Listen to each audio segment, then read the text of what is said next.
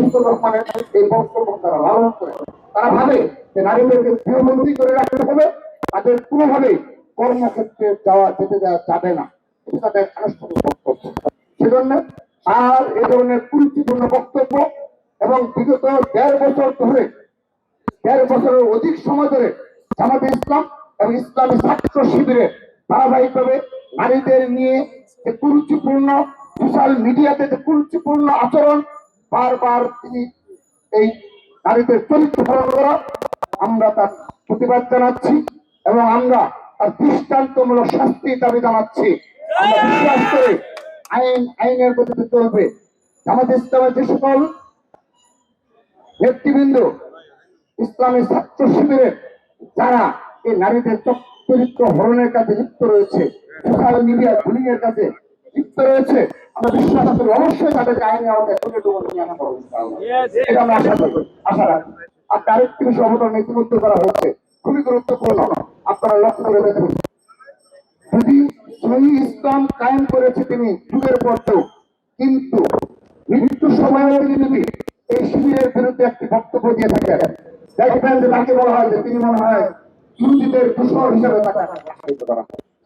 আল্লামা বাবুনগরী সহ তারা এই দেশে ইসলামী স্কলার রয়েছে, তাদের সবার বিষয়ে সেম আমাদের খাদিজা কুবরা জগন্নাথ বিশ্ববিদ্যালয়ের দর্শকদের তিনি যে নির্বাচন করেছিলেন, তার মতো নির্যাতিত এবং এরকম একজন পুরোপুরি ইসলামের আইন অনুশাসন মেনে চলার তাকেও কিভাবে ভাবে এই ইসলামী ছাত্র শিবিরের নেতাকর্মীরা তাকে তা পর্যন্ত গ্রহণ করে।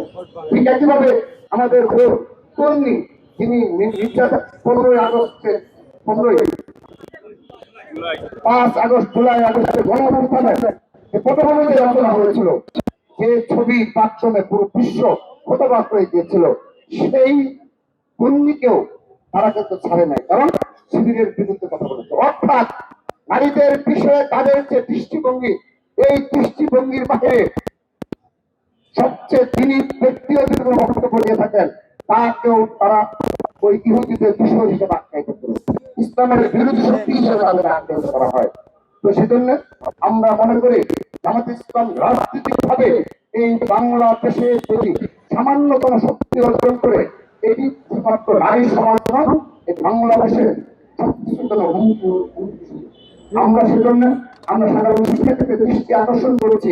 আমাদের এই প্রতিভা শুধুমাত্র একটি রাজনৈতিক প্রতিভা নয়, এটি তাদের যে পুরো দৃষ্টিভঙ্গি, সেই দৃষ্টিভঙ্গির বিরুদ্ধে আমাদের প্রতিভা।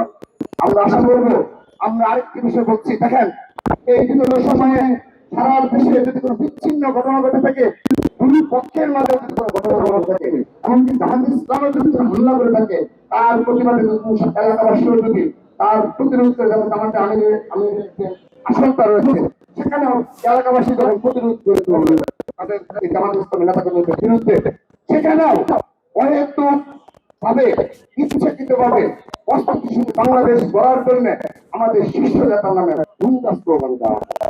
আমরা যৌক্তিক ভাবে আমরা প্রতিবাদ জানিয়ে গেলাম, আমাদের এই ছাত্রদের কাছে শিক্ষা গ্রহণের আহ্বান জানালাম। আমরা যদি মনে করতাম এই বিষয়ে পাড়ায় পাড়ায়, মহল্লায় মহল্লায়, ওয়ার্ডে ওয়ার্ডে তাকে তার বিরুদ্ধে কর্মসূচি করতাম, কিন্তু আমরা কিন্তু দেখেন শিক্ষা প্রতিষ্ঠানে এই কর্মসূচির মাধ্যমে তাকে ক্ষমা চাওয়ার আহ্বান জানাচ্ছি। আমরা স্পষ্টভাবে বলছি, আমাদের এই প্রতিবাদের বক্তব্য হলো তাকে অবশ্যই অবশ্যই এই নারীদের কাছে ক্ষমা চাইতে হবে।